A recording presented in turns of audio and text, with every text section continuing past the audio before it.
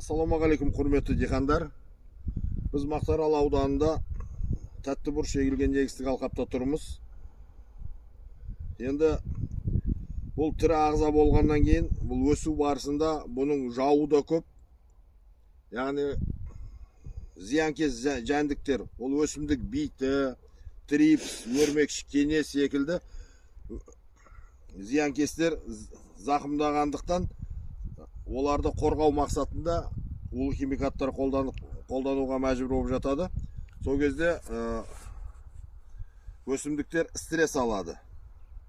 Соны болдырмау мақсатында химзащитамен қатар өсімдікті стресстен қорғайтұғын. Өсімдік тек қана химиялық стресс емес. Ерте егілген егін ерте көктемгі салқын ауаға, бірден күннің ысып кетуіне, яғни ауаның ысып, суып, құбылмалы болуынан да